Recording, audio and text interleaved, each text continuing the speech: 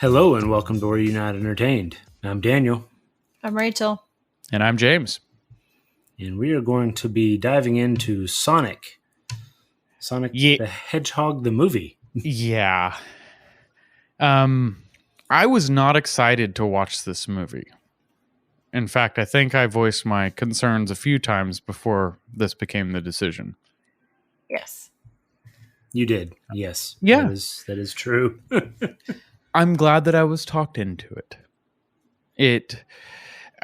Okay, so just to clear the air, the reason why I was concerned about it was because it was like the Super Mario Bros. Movie. It's on a premise that has no business being turned into a real story.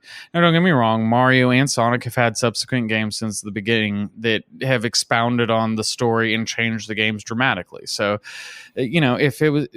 a lot of this was taken from more than just the original games, but the 1, 2, and 3 on the Sega Genesis.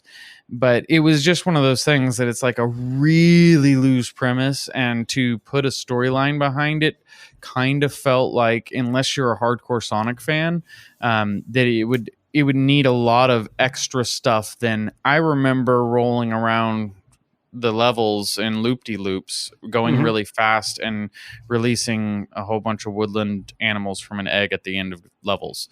Like, that's about as much as I paid attention to Sonic, is because that's pretty much how the game worked. Kind of like in Mario Bros. You jump on things' heads and break bricks. And I did that for 8 levels.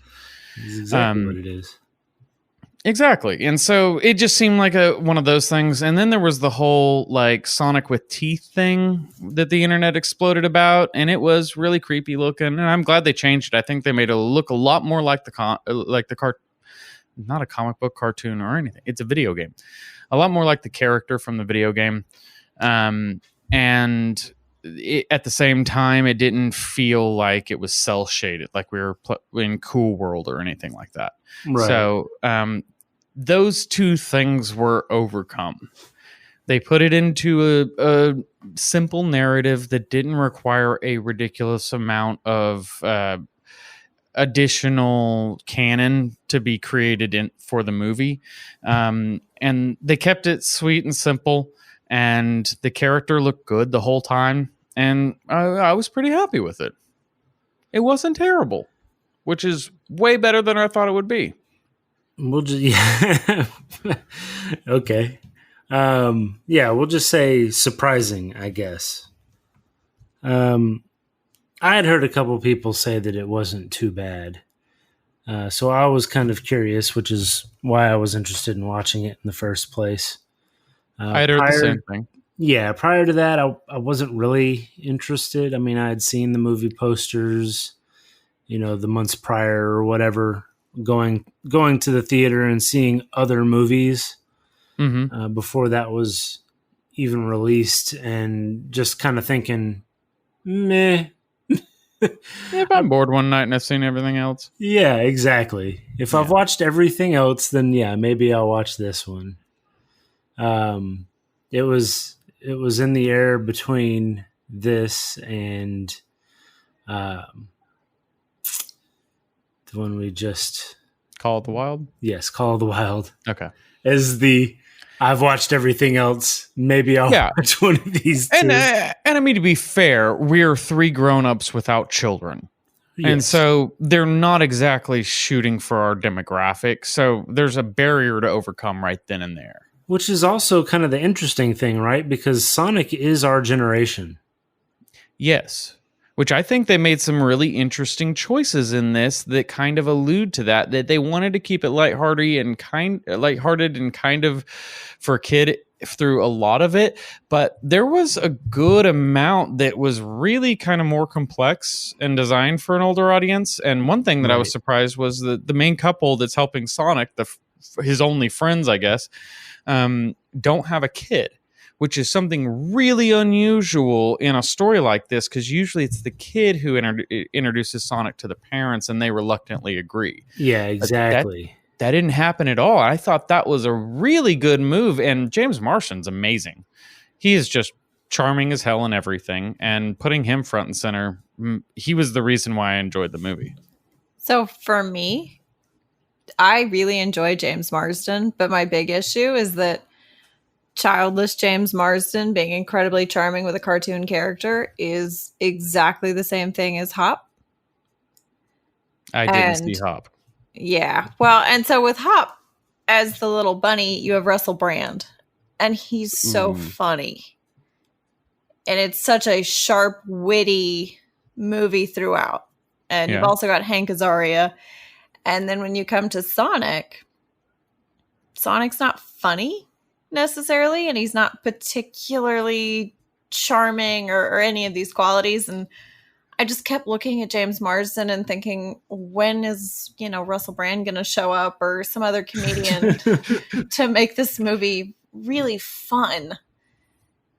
And I for get me, that. it fell flat because that's what I expect from James Marsden. It's you've picked somebody specifically that's already done one of these single cartoon character type movies. Yeah, I didn't quite fall into that category. I was expecting it to be more humorous than it was. I was expecting Sonic to maybe be a little sharper, a little wittier. I was expecting maybe some of the things that Jim Carrey did to be a little more funny. Honestly, instead of just kind of awkward. I think a lot of the stuff we're talking about right here is one of the things I didn't like about the movie. I loved Jim Carrey back in the 90s, but it's not 90s comedy anymore. And I very much felt like he was trying to be in The Mask or Ace Ventura again. And, it wasn't, I didn't feel like it was terrible because it's something I would have laughed at 30 years ago. But now I just was like, meh. His whole dance scene and running from the T-Rex and all that stuff inside of his trailer. And he was just a jerk the whole time. And it wasn't necessarily in a way it was funny. It was like, okay, I hated the character from the moment he opened his mouth. You don't really need to keep it up. Yeah, he was super off-putting for me, but I felt like he was very underutilized. I didn't necessarily get a lot of those heavy-handed humor moments. Mm-hmm.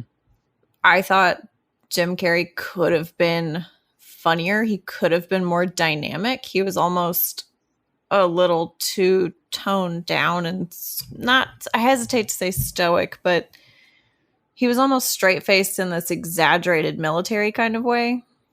Yeah. Yeah. So it was like you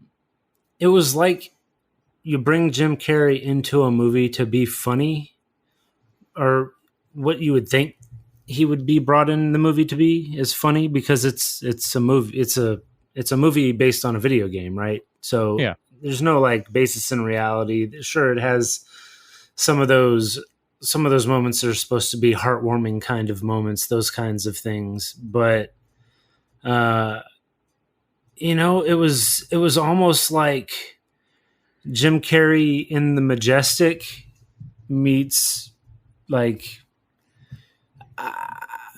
Carrey in Kick-Ass 2 or something. Yeah. You can't have your cake and eat it too, kind of, with him, because a lot of his humor comes from the way that he also endears you to him quickly.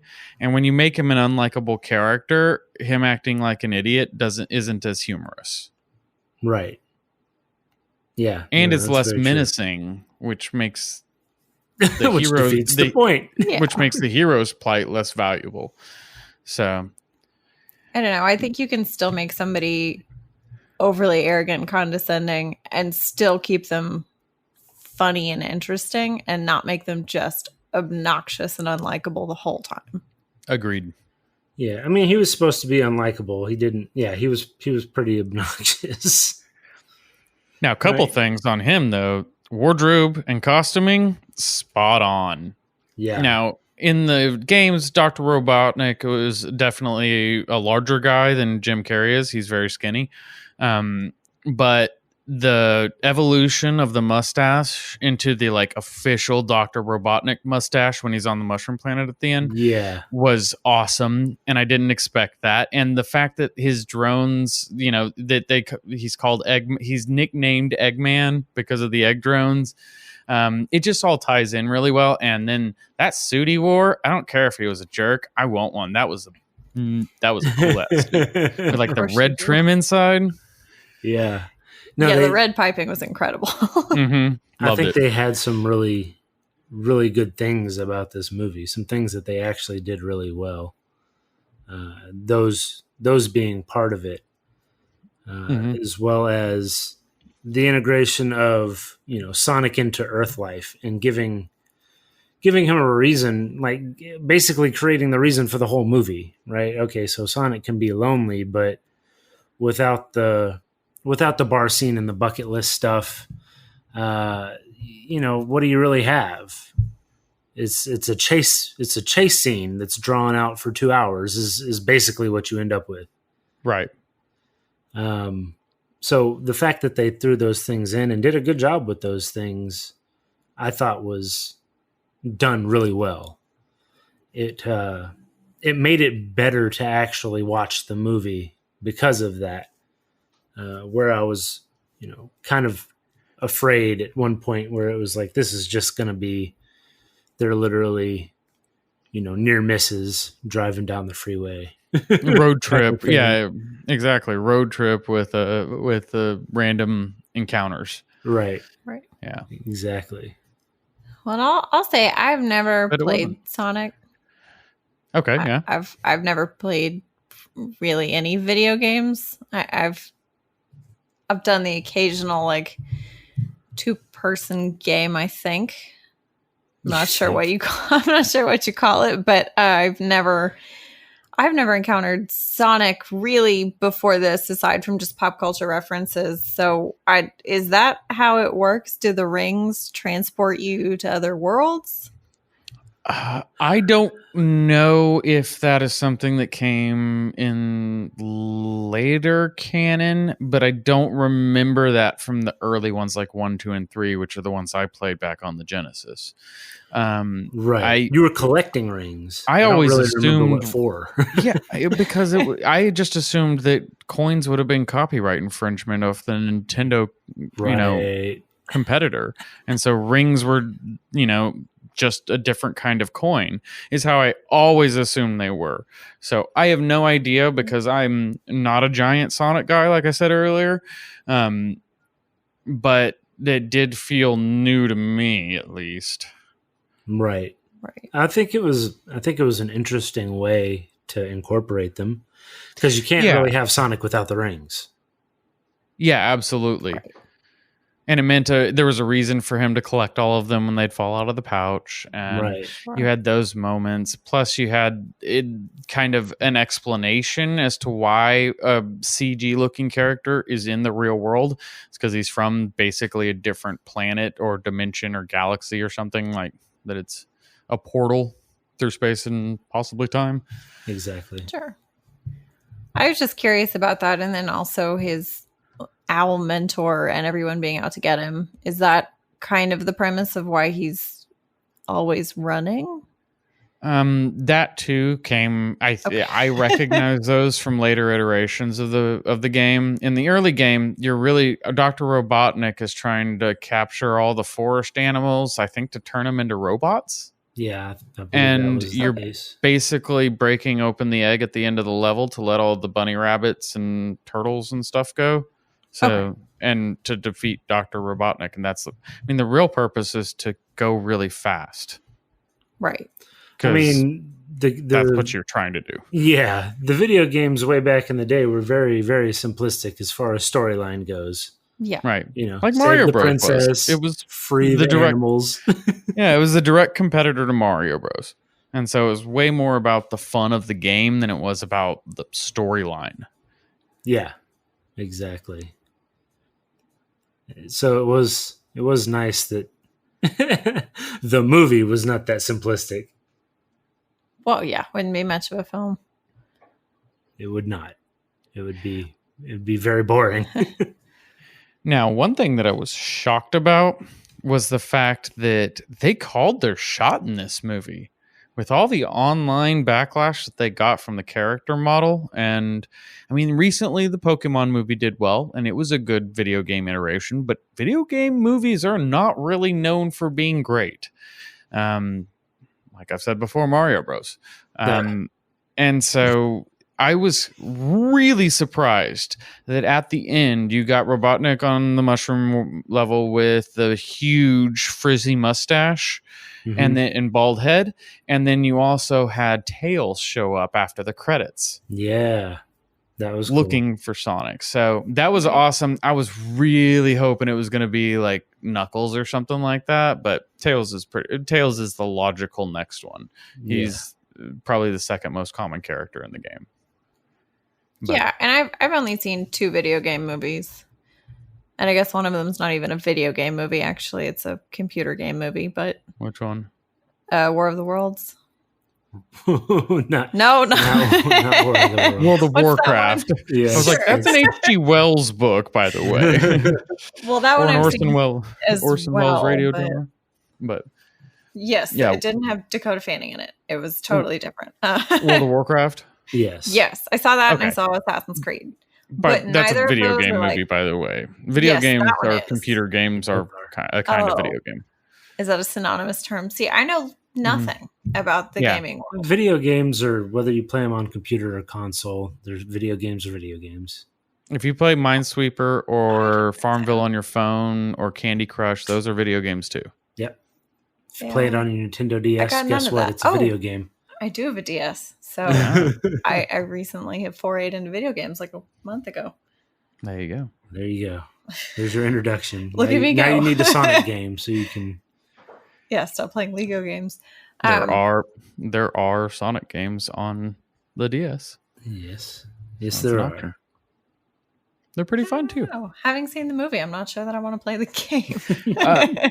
Like I said before, they're more about the gameplay than the story. Okay. Yes. So, and they're very fun. It is really fun to start getting going quickly, and then it snowballs into this just exploding speed. And if you don't have the right twitch actions at the right time, you'll smash into a wall and all your coins will fly out. Or spikes or whatever. Right, exactly. Fun obstacle that they've put in your way. I did also think it was cool that they incorporated the world that we're used to seeing. They did the kind of 16-bit style. Oh, yeah. Are you talking about in the very beginning of the movie or the like credits scene where they had the 16-bit style of like recap of the movie? No, I'm talking about in the very beginning of the movie when he's actually running around his homeworld. Oh yeah, and you have like checkered grassways and everything in the loop. Yeah, exactly. Yeah. I thought it was really cool that they incorporated that. Absolutely. Got to have the origin story. Yeah, and you need to see where Sonic comes from because otherwise it's just like, oh, weird blue CG thing in human world. Right. And to see that there was a place where he fits in that feels real and natural, and then he's transported to our boring world. Okay, that makes more sense. Yeah. Instead of, how did Sonic get to Earth? Yeah. Who cares? It's a way to put the character in the movie. Right. Well, now we know. Yeah. He's been running for his life. So I think overall, I would say that it wasn't a bad movie. It was actually pretty good. It just wasn't great by any form or fashion. There were things that were surprisingly good. And if I needed to watch a movie with a kid, I would be happy to watch this over Frozen for the 30,000th time. Yeah. I would say I was entertained-ish. Yeah. It made me laugh a few times for sure. I definitely laughed out loud. Yeah. I lulled. Yeah, I don't know if I did, but it wasn't bad. We've seen worse. I think other than Frozen, it's pretty much bottom of the pile for me. Oh, you hated Frozen? Oh, I hated Frozen. I wasn't a big fan, but it seems like every child that my friends have is just obsessed with that to this day, years later. Yeah. I still haven't watched it. I've escaped the mania. Yeah. It's not worth a watch. It's got some good songs. It's not great. It's weird. It's got some turns that you wouldn't expect from a Disney movie, but it also Yeah, it's fine. I mean, I'm Nordic, and I didn't think it was that much fun, and that's kind of the whole mythology behind Maybe it. that's why you didn't like it. Yeah, Right. exactly. Exactly. This is heresy. Somebody takes themselves too Exactly. seriously. This is all wrong. That's not my heritage. Anyway, I think we've exhaustively talked about the good and the bad in Sonic. Let's talk about our favorite scenes. Yes. Yes. What was your favorite scene, Rachel? Ooh. So you already talked about how much you didn't like it, but I loved Dr. Robotnik's little dance scene. Oh, okay. That was one of the few times that I actually grinned and had a good time during the whole movie. So it was just, it was fun and it was energetic, which, again, I didn't really find a lot of energy in the movie. So it was great. It seemed very Jim Carrey-ish. Yeah. Yes. It felt like that was his, like, we paid for Jim Carrey, let's get some Jim Carrey. Yeah, exactly. Exactly. Fair enough. All right, Daniel, what about you, buddy? My favorite scene was actually the bar scene. Okay. That was a good one. Yeah. So they stop at the little corner store or whatever, the gas station, to get some supplies, and Sonic sees all the tomfoolery going on across the way, and him being, all alone and not really experiencing, and essentially a teenager. Yes. And not have experienced planet Earth other than, hiding in a small town and seeing, following people around. It was cool. Like I said before, it was cool that they incorporated that, because then came in the bucket list, which is, a list of things that I want to do before I die. And all of the things that he wanted to do were all things that he could pretty much do in that bar. Yeah. And he did. He did most of them. Arguably, he did all of them. The only one he didn't mark off was make a friend, but one could argue he did that night. He did. Yeah, no, that's true. You could definitely say that he made a friend in the bar. So he fulfilled his entire bucket list in one go. Hooray for him. That's not bad. I mean, if anybody's going to finish off a list fast, it's going to be Sonic. Right. Oh. You're welcome for that one. Nice. But then also the bar fight. I love the bar fight. Yeah, he was quite creative. Speed. Yeah. He was very creative.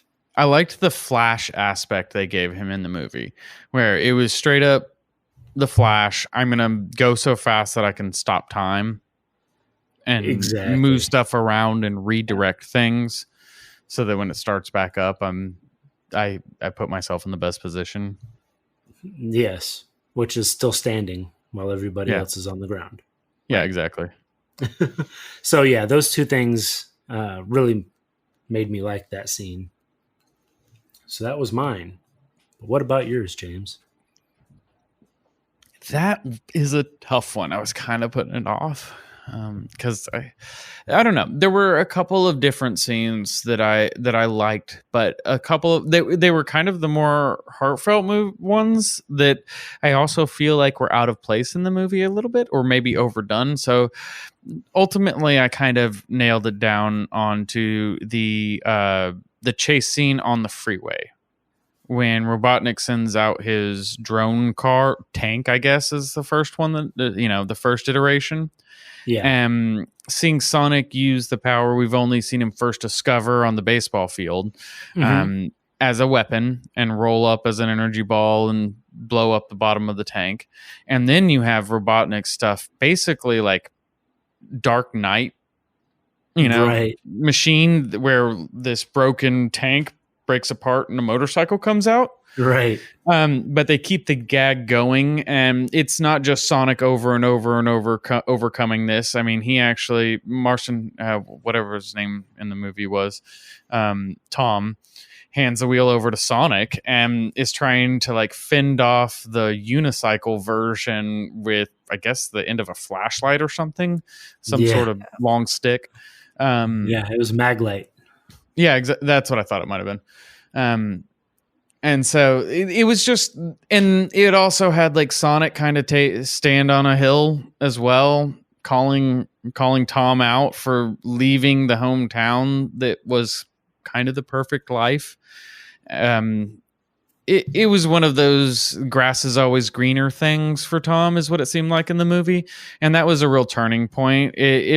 Sonic wasn't just gonna be a pushover, and he was gonna have teeth. No pun intended. And at the same time, it facilitated the end of the movie. It was a very crucial part of the movie. And it showed that it wasn't just going to be Sonic fighting Robotnik, that, you know, Tom had more of a role than chauffeur as well. Right. Yeah, absolutely. Yeah. And it definitely utilized the classic Top Gear principle of pickup trucks are unkillable. Yes. Right. My Even goodness. when they're convertibles. Exactly. That's what I'm talking about. It did. When it just sawed the roof off of that, I thought, God, did Jeremy Clarkson do that? Or are we still watching Sonic? It also brought up another point that just always makes me kind of wonder in movies. It's like every time a cat walks by in a movie, it meows, and I'm like, dude, cats don't do that. But how they manage, everyone always seems to manage to drive across country into a major town with a completely destroyed car, and they don't get pulled over. Right. I promised you, if I was driving around in a pickup truck with a giant blue hedgehog with no top and almost bullet holes all over the side of it, I probably would be stopped a couple times to figure out what's going on. You would at least be ticketed for no windshield. Right? Yeah. Or review mirrors, or lots of things that make the vehicle safe. Oh yeah, and by the way, headlights. you're a national fugitive too, so they might have seen your face. You're all over the news, and it's not like you're going to be hiding in the car very well. Yeah. Yeah, well, yeah, that's the one. But God forbid you're suspension of disbelief. You have to. You've got to do it. And that you make it the whole way, no matter what state the vehicle's in. Right. Oh, well, it's California. If it breaks down, it's going to break down in the town. Yeah, exactly. It always breaks down as soon as you pull up to your final destination. It literally dies as like a rolling stop to the driveway you were going Exactly. Yeah. End of the vehicle. I did like that. Do you think your sister would mind if I took her car? Yeah. Yes, I think she would mind. No, Tika Sumpter and James Marsden, Maddie and Tom had great chemistry. I loved those two together. I thought they were amazing. Yes, and I never understood why her sister was quite so negative. She was. Yeah. She hated him. She hated Tom. She's just mean for no reason. I think it was good to have a little tension, because that's how you get funny jokes like that. I suppose so. Yeah. I wouldn't be surprised if they had tried it where she wasn't, and they felt that it was just flatter. Right. We need her to be mean, and we need Sonic to have new teeth. Mm-hmm. Mission accomplished. This is what the focus groups told us. Yeah. All right. Well, then I think that about wraps it up for Sonic. Anything else you guys want to touch on last minute? Nope. No. All right. Well, hopefully you guys did enjoy Sonic at least a little bit, and hopefully you enjoyed our episode on it a whole lot more. If you did, please go online and like and subscribe, and join us next time on Were You Not Entertained?